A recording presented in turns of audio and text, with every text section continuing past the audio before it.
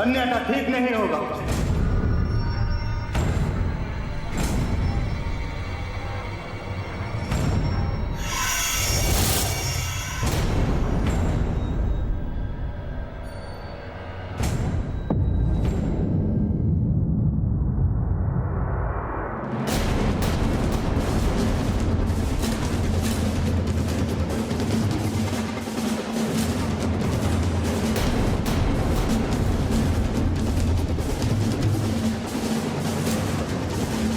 युद्ध क्यों नहीं करता कायर?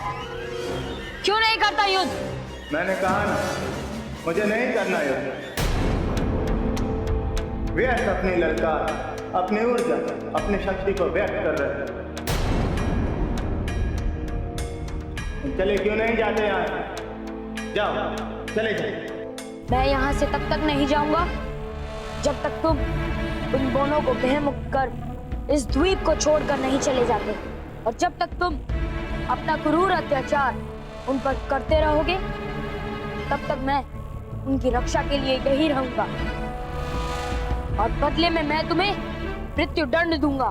तो आप दोनों के भेजे हुए दूत हैं?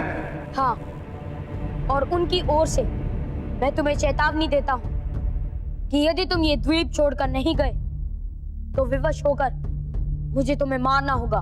तो इस पुण्य के काम में विलंब क्यों कर रहे हैं आप? मुझे मारकर मुक्ति दे दीजिए।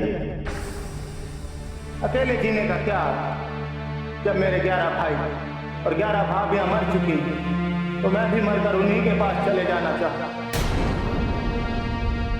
अब मेरी पत्नी भी जीवित नहीं, किसके लिए जीव? जब तक वे बोने इस द्वीप को छोड़कर नहीं चले जाते तब तक मैं अपने परिवार को जीवित नहीं कर सकता। मैं तो उस समय की प्रतीक्षा कर रहा हूं कि कब वे यहाँ से जाएं और तब मैं अपने परिवार को जीवित कर सुखपूर्वक रहूं। आप दोनों के मति भ्रम का शिकार हो रहे हैं। कैसे? तुम्हारे कहने का अर्थ क्या है? इस द्वीप को छल द्वीप कहा जाता है। इस द्वीप पर 12 भाई और उनकी 12 पत्नियां रहती थी। एक दिन की बात, एक बोना शरणागत होकर यहाँ आया और देखते ही देखते अनेक बोनों में बदल गया। उन बोनों ने इस पूरे द्वीप को तहस नहस कर दिया, सारे संसाधनों को समाप्त कर दिया। परिस्थिति विषम हो गई। तब जाकर मेरे भाइयों ने उन बोनों को इस द्वीप से चले जाने को कहा, किंतु नहीं मानी उन्होंने मेरे भाइयों की बात। उग्र हो और हम सब पर आक्रमण करते और सबको मार दिया। फिर तुम कैसे बच गए? क्योंकि मैं इधर छुप गया था। जब वे बोने सबको मारकर चले गए तब मैं बाहर आया और अपने परिवार के सभी सदस्यों की अस्थियों को एकत्र किया, इन मटकियों में रखा और रखकर इस पूरे क्षेत्र को अभिमंत्रित करती थी, क्योंकि वे बोने इस मंत्र का काट नहीं जानता। किंतु वे बोने तब से ही मुझे मारने अथवा मरवाने का प्रयास करते रहे। इसका कारण? अधिकार। वे बोने छलद्वीप पर अधिकार करना चाहता, किंतु मेरी मंत्र शक्ति के कारण वे धरा पाने में सक्षम नहीं, इसीलिए उनकी अभिलाषा पूरी नहीं हो पा रही।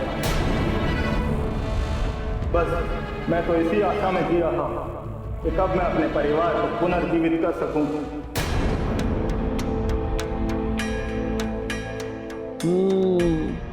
किसकी बात पर विश्वास करूं? कौन झूठा है और कौन सच्चा? प्रभु, हनुमान के सामने तो भारी धर्म संकट उपस्थित हो गया है। किस पर विश्वास करें, किस पर ना करें? कैसे पता चलेगा कि कौन सत्य बोल रहा है और कौन झूठ? प्रभु, मुझे तो लग रहा है कि ये उस राक्षस की ही चाल है। ये बोले तो निरीह जान पड़ते हैं प्रभु कि राक्षस ही उन्हें मार देना चाहता है। किंतु देव ऋषि, मुझे तो कुछ और ही प्रतीत हो रहा है। क्या प्रभु? जब आप वृत्तांत सुना रहे थे तब आपने ध्यान नहीं दिया। वो राक्षस केवल हनुमान के प्रहार से बचने का प्रयत्न कर रहा था।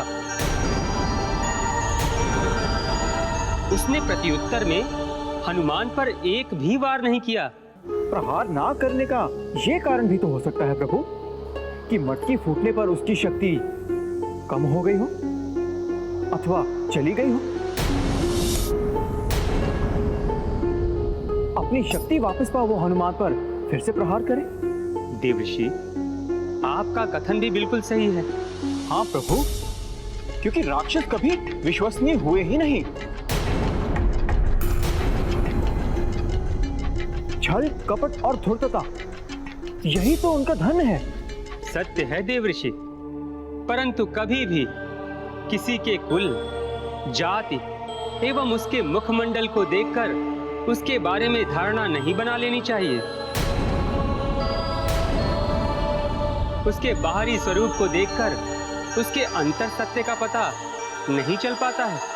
सत्य कहा प्रभु। और आपकी इस बात से मुझे मेरे साथ घटी हुई एक घटना याद आ गई, जब आपके नटखटपन के कारण मैं विश्व मोहिनी से विवाह नहीं कर पाया था। और देवर्षि, आपने भी तो क्रोध में आकर मुझे श्राप दे दिया था। भले आप दोष मुझे दे प्रभु, पर वो लीला आप ही की थी। कारण रावण का विनाश करने के लिए आपको राम बनकर आना था। मधु और कैटअप के उद्धार के लिए आपको जन्म लेना था। परंतु एक बात पूछूं प्रभु? पूछिए देवर्षि। आपको मुझे वानर बनाने की क्या आवश्यकता पड़ी? इसीलिए कि मुझे राम जन्म के लिए वानरों की सहायता पड़ती, और वो आपके आशीर्वाद के बिना संभव नहीं था। नारायण नारायण। प्रभु, आपकी लीला अपरंपार है। मैं ही मूर्ख हूं जो आपकी इस लीला को समझ नहीं पाया और आपको श्राप दे दिया। नहीं देवर्षि, वस्तुतः आपका वो श्राप भी मेरे लिए वरदान था। कैसे प्रभु? यदि आप श्राप नहीं देते तो ये लीला न होती, और इसी के कारण पवन पुत्र का जन्म हुआ, जो आज समस्त ब्रह्मांड की रक्षा हेतु गए हैं। नारायण नारायण। समझ गया प्रभु, मैं बिल्कुल समझ गया। देवर्षि, अब हमें भी ये समझाइए कि हमारे प्रिय हनुमान क्या कर रहे हैं।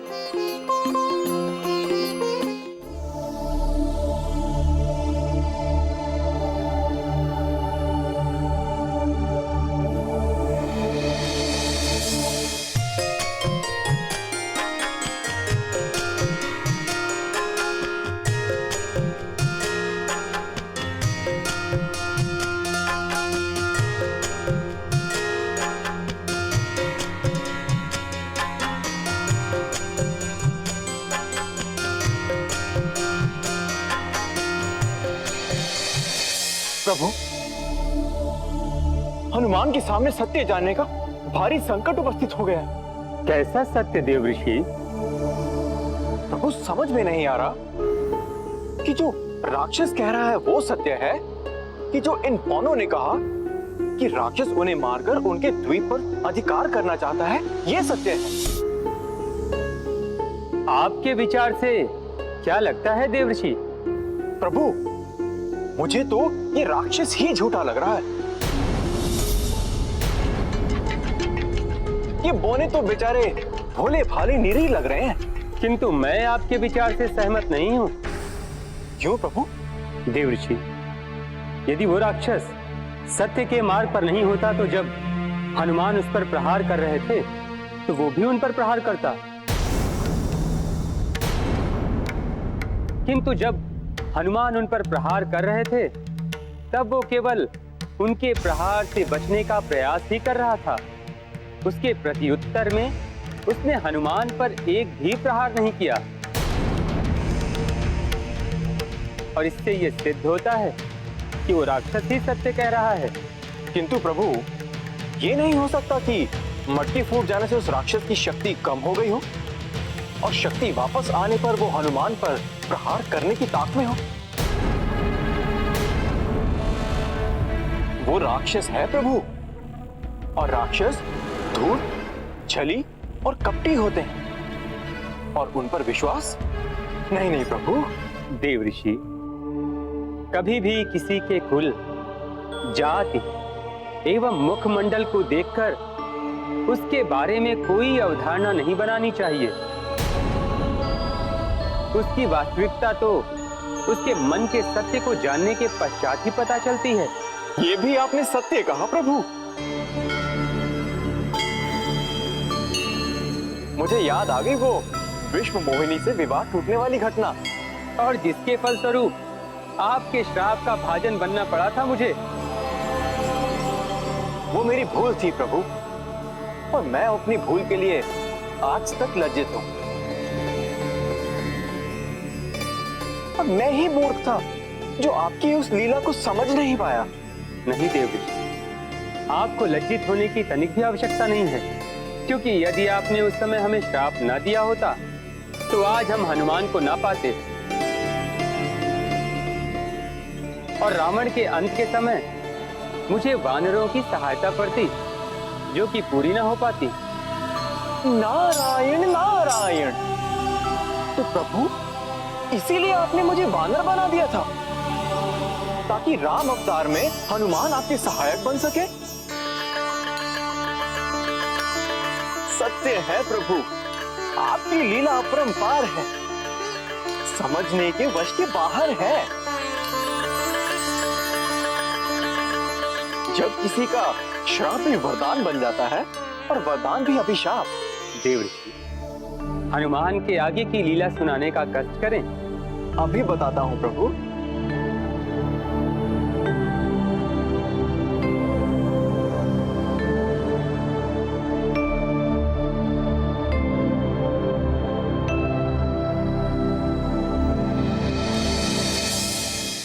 आ गए तुम मित्र। मार दिया उस राक्षस को? हाँ, मैंने उसे समाप्त कर दिया। अब तुम निर्भय हो, स्वतंत्र हो। तो मित्र, वह तो बहुत बलशाली था। हाँ, फिर तुमने इतनी साहसता से उसे कैसे मार गिराया? कैसे क्या? गया, जाकर ललकारा। पहले तो वह भय के मारे अपनी गुफा से बाहर निकला ही नहीं, और जब अधिक समय बीत गया तो मैं ही उसकी गुफा के अंदर चला गया, और तब मैंने क्या देखा जानते हो? वो तुम्हारे ही एक भाई को खा रहा था। मुझे क्रोध आ गया, पर मेरा क्रोध उसके अट्ठास से दब गया। थोड़े समय के लिए मैं भी भयभीत हो गई। फिर वह उठा और मेरी ओर बढ़ा, और उसने मेरी आंखों में आंखें डालकर मुझसे पूछा,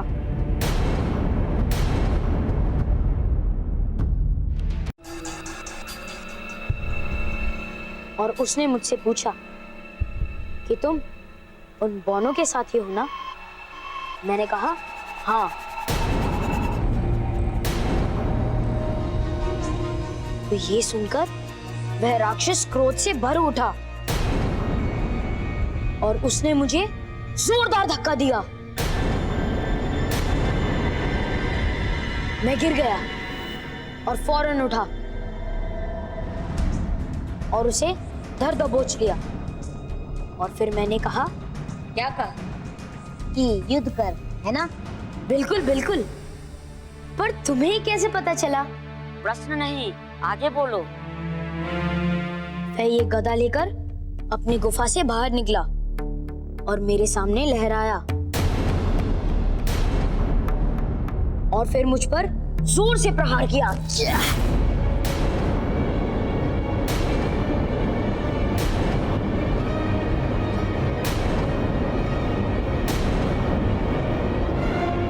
अरे मित्र, तुम क्यों भयभीत हो रहे हो? ये तो उस राक्षस ने मेरे साथ किया था। फिर क्या? मैंने अपनी गदा उठाई और राक्षस को मारना प्रारंभ किया। कभी वो मुझे मारता तो मैं ऐसे बच जाता, तो कभी मेरे प्रहार से वह बच जाता। लड़ते लड़ते हम दोनों थक गए और थककर बैठ गए। तभी उस राक्षस ने मुझसे पूछा कि तुमने इतनी शक्ति कैसे आई? तब मैंने कहा, ये मेरे प्रभु श्री राम की कृपा है। ये प्रभु श्री राम कौन है?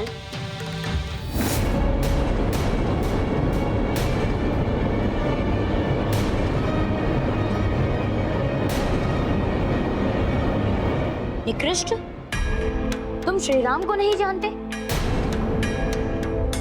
सबके पालनहार, सबके दुखहर्ता को नहीं जानते? मेरे प्रभु श्री राम को नहीं जानते? मैं कैसे जानूंगा? मैं मिला जो जानूंगा। मिलना चाहोगे? कैसे मिलूंगा? मैं मिलाऊंगा, ले चलूंगा तुम्हें अपने साथ। पर मैं जिस उद्देश्य के लिए आया हूँ, उस उद्देश्य की पूर्ति के बाद। किस उद्देश्य से आए हो मित्र? कालांत की चुनौती से ब्रह्मांड की रक्षा करना, सूर्य देव के रथ के 7 घोड़ों को खोजना। जब ये कार्य पूर्ण हो जाएंगे, तब ब्रह्मांड सुरक्षित हो जाएगा। अच्छा, तब फिर क्या हुआ? फिर होना क्या था? जब ब्रह्मांड पर संकट आया, तो मैं उसके उपाय को खोजने के लिए इस लोक पर आ गई। नहीं नहीं, ये नहीं। जब तुम थककर बैठ गए, तब क्या हुआ? ओह, अच्छा, तब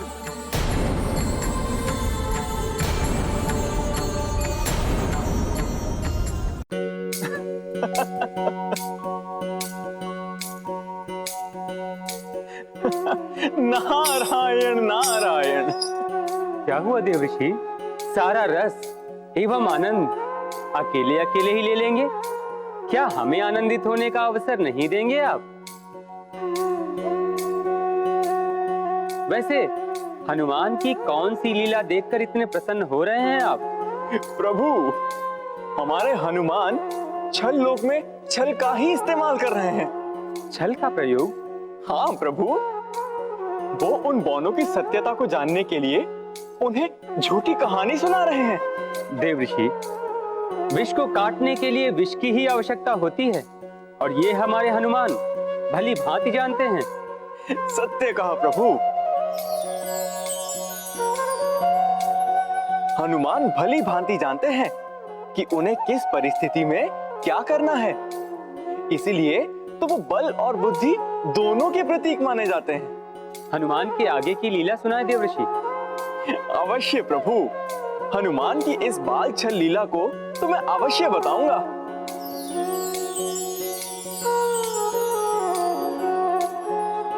नारायण नारायण। वो देखिए प्रभु, हनुमान कैसे उन बौनों के मस्तक पर हाथ रखे खड़े हुए हैं।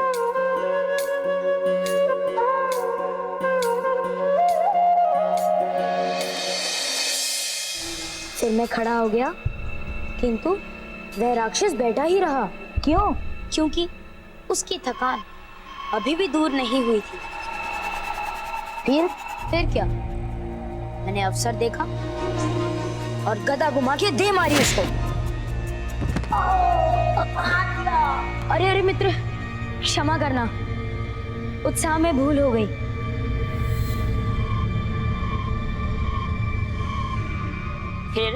फिर मैंने उस राक्षस को तब तक मारा जब तक उसकी हड्डियों का चूर्ण नहीं हो गया।